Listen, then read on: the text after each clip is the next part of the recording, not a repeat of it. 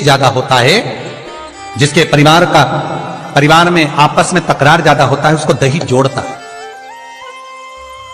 शहद घर में चिड़चिड़ प्रवृत्ति को समाप्त करता है, घी रोग को समाप्त करता है, शक्कर मिष्ठान घर में यदि लक्ष्मी आकर जा रही हो तो मिष्ठान समर्पित किया जाता है। इसलिए पंचामृत स्नान का भाव शिव महापुराण कहती है। पंचामृत स्नान भगवान, इसलिए 5 चीजें शंकर को समर्पित हैं: दूध, दही, घृत, शहद, शक्कर अर्थात मिष्ठान। शक्कर से मूलतः यहां शिव महापुराण में शक्कर नहीं लिखी है, मिष्ठान। अब लोग शक्कर पीस कर अभिषेक करते हैं, परंतु मिष्ठान अर्थात गाय के दूध से निर्मित कोई मिठाई,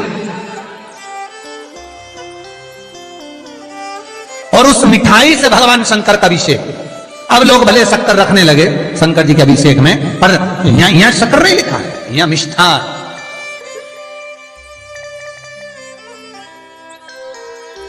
हमारे यहां साहित्य भाषा में कहते थे उसको खांड, अर्थात मीठा। शिव महापुराण की कथा कहती है दर्पण इतना बड़ा ले लो, बंदर वाला अगर दर्पण वाली नहीं तो इतना बड़ा दर्पण लो, हनुमान जी के मंदिर में जाकर, क्योंकि हनुमान शंकर का ही अवतार है, हनुमान जी के मंदिर में जाकर हनुमान जी के उल्टे पांव का थोड़ा सा सिंदूर, चरण का थोड़ा सा सिंदूर एक कागज में लेकर आ जाइए, और हनुमान जी के छोटे भाई, हनुमान जी 6 भाई हैं, उसमें गतिमान, हनुमान जी के छोटे भाई गतिमान का नाम लो, और गतिमान का नाम लेकर उस दर्पण पर सिंदूर से त्रिशूल बना दो। सिंदूर से त्रिशूल बनाकर उस दर्पण को घर के बाहर, दर्पण का मुख बाहर की ओर, ऐसे बाहर की ओर मुख कर दर्पण को घर के बाहर या दरवाजे पर, बिल्डिंग पर, ऊपर जाली में, फ्रंट में कहीं पर उसको लगा दीजिए।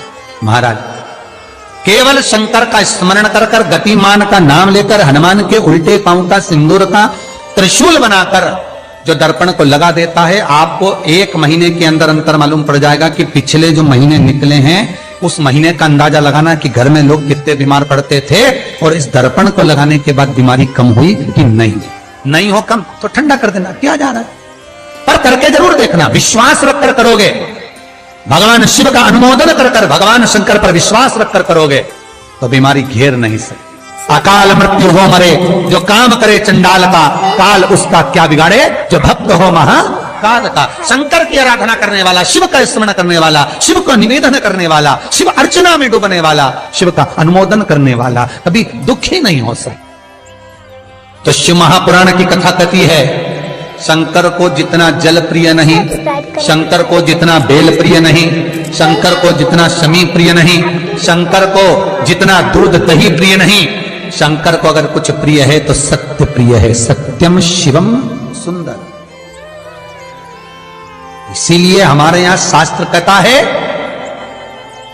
ब्रह्मा जी केतकी के फूल को लेकर आए, उसने झूठ बोला। ब्रह्मा जी गाय को लेकर आए, शंकर भगवान के सम्मुख में झूठ बोला। ब्रह्मा स्वयं झूठ बोले तो सिर कटा, कर्मनाशा नदी प्रकट हुई। और शिव महापुराण की कथा कहती है शंकर को सत्य प्रिय है, अगर झूठ बोला है।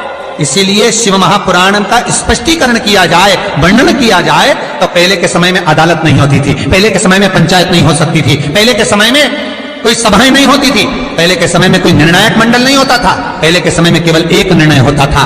गांव के लोग ले जाकर शंकर के मंदिर में खड़ा कर देते थे और कहते थे उठा गंगा जली, और कहते तूने ऐसा नहीं किया।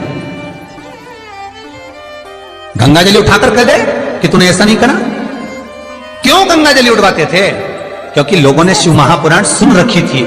शिव महापुराण में श्री वेद व्यास जी वर्णन करते हैं कि शंकर के मंदिर में, शंकर के ओटले पर, शंकर के मंदिर के अंदर, शिव की चौखट पर, शंकर के अनुमोदन में, शिव महापुराण के अंतर्गत शंकर के अनुमोदन में, शिव मंदिर में, शिव चौखट पर अगर कोई भूल से भी झूठ बोल देता है तो उसकी जिंदगी नरक जैसी निकलती है महाराज। इसीलिए कहते तो उठा गंगा जली और कह दे तूने ऐसा नहीं किया, बोल दे।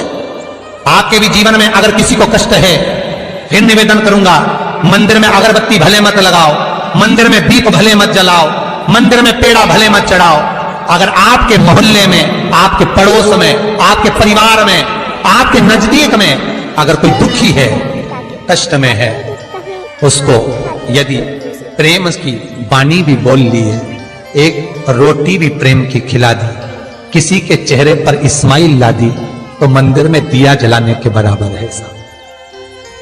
मंदिर में दीप जलाने के लिए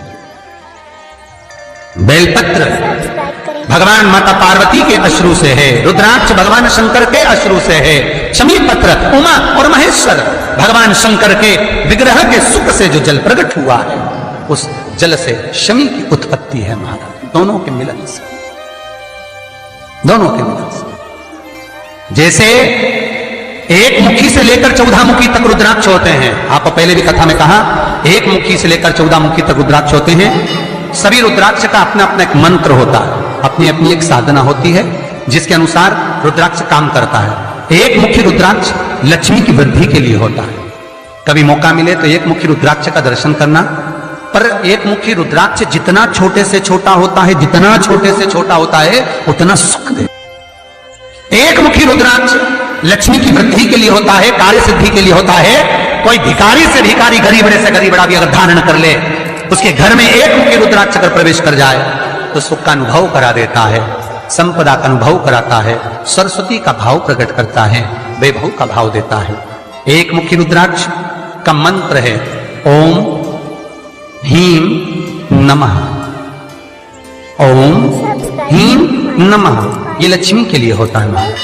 दो मुखी रुद्राक्ष बांधा को हरता है। कोई तकलीफ आ रही है, कोई प्रशासनिक कार्य है, कोई काम नहीं हो रहा, फाइल आगे नहीं बढ़ रही, बहुत तकलीफ आ रही है, तो दो मुखी रुद्राक्ष जो व्यक्ति धारण करता है उसका कार्य सफल होता है। दो मुखी रुद्राक्ष का मंत्र है ओम नमः। दो मुखी रुद्राक्ष का शिव महापुराण में जो मंत्र दिया है ओम नमः। विदेश्वर संहिता के अंतर्गत शिव महापुराण में रुद्राक्ष के 14 मुखी रुद्राक्ष के मंत्र दिए हुए। आप शिव महापुराण नहीं पढ़ सकते तो मंत्र लिख लें। दो मुखी रुद्राक्ष का मंत्र है ओम नमः। तीन मुखी रुद्राक्ष विद्या प्राप्ति के लिए होता है।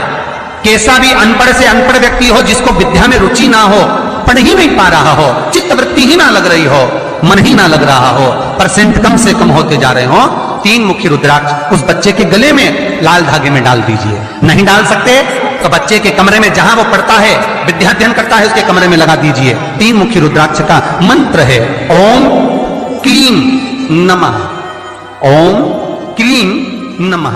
ये तीन मुखी रुद्राक्ष का मंत्र है।